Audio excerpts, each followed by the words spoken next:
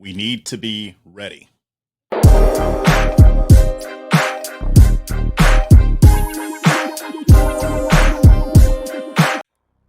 Hello, everybody, and welcome to A Fresh Perspective with Jeff Charles, where we prefer truth over narrative and principles over politics. And today we're diving into a topic that doesn't get enough attention but affects us all, so it should be getting more attention. And I'm talking about the looming healthcare labor shortage. So I know it sounds boring, blah, blah, blah, but just stay with me. Stick around, because this isn't just about nurses and doctors. It's about how government policies are making things worse. Of course, right? Because what else do they do? But before I get into that, you already know what to do. You need to like this, you need to share this, and you need to subscribe if you haven't already. If you do, studies show that your IQ will jump by 20 points just from hitting that subscribe button. If you share it, that jumps it up by even more, by 5 points. If you like this, another 5 points. So you can get 30 extra IQ points just by liking, sharing, and subscribing. So go ahead and do that. Don't deprive yourself. Also, check out my Substack called Chasing Liberty. That's at libertychasers.com. Subscribe, become a member. That will shoot your IQ up by another 50 points. So you can get 80 IQ points that I'm giving to you for free right now. Head on over to Chasing Liberty at libertychasers.com. All right, let's go ahead and get into this. So here's the scoop. According to a recent report from Mercer, by the end of this decade, the United States will face a shortage of over 100,000 healthcare workers. Now, you heard that right, over 100,000. This includes everything from nursing assistants to physicians to other types of personnel.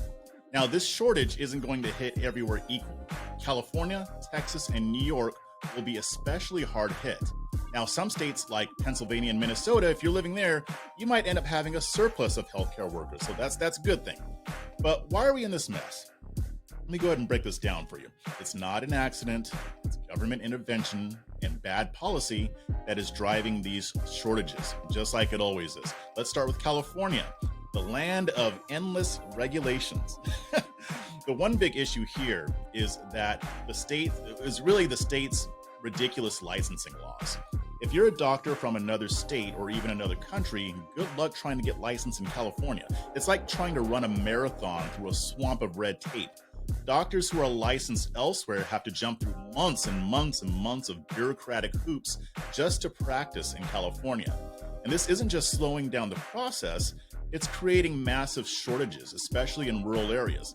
On top of that, California makes it incredibly difficult for nurse practitioners to practice independently. Now, these are highly trained professionals, but state law insists that they must be supervised by a physician, which is just absurd. Let nurse practitioners do what they're trained to do, and boom, you would solve a good chunk of this shortage. You can mitigate a lot of what's about to happen in my home state, my former state. Now let's go over to the second state that I lived in. That would be Texas.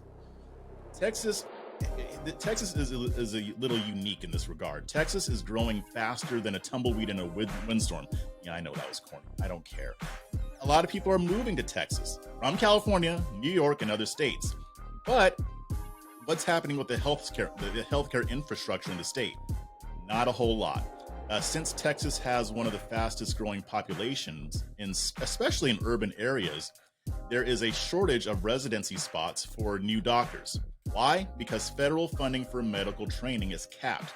So even though we need more doctors, there's literally no place to train them.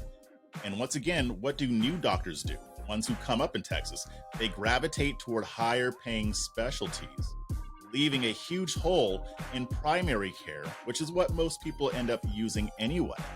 So, that's what happens when you have a state that's reliant on the federal government.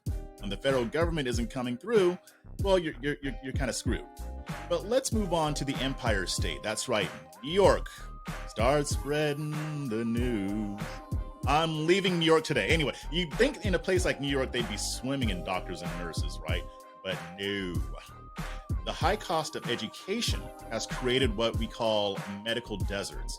These are places where there just aren't enough healthcare providers. New York, like many states, is dealing with a huge shortage in rural areas because most doctors want to practice where they can afford to pay off their incredible student loans, which, by the way, can top $250,000 for people in this field. That's $250,000. So who can blame them for going to higher paying specialties in big cities instead of practicing family medicine in the middle of nowhere, where they will spend the rest of their lives in debt? But here's the bigger picture. This isn't just about bad state level policies. The federal government has its nasty, grubby paws all over this mess. Let's be honest, our healthcare system is bogged down by government intervention and inflated by insurance companies. Do you think doctors want to spend more time dealing with paperwork and insurance companies than they do with their patients? Of course not. Why would they? That sounds boring as hell. But the problem is simple. The government and insurance companies are standing between you and your healthcare provider. If we really want to fix this mess, we need to empower patients and doctors to get back to a free market approach to healthcare. Let the doctors be doctors. Let patients pay them directly. Get rid of all these middlemen who are inflating costs, lowering the quality of care, and basically making your healthcare decisions for you, by the way. Don't be fooled. You probably already know this. You are not in charge of your healthcare decisions. The government's in charge of it. Pharmaceutical companies are in charge of it. Insurance companies are in charge of it.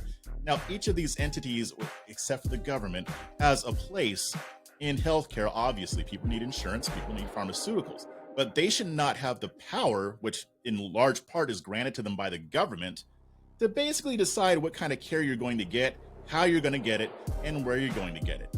Like, yeah, exactly. So free markets are the solution, driving competition, driving innovation, improving quality, putting the power back into the hands of the consumer.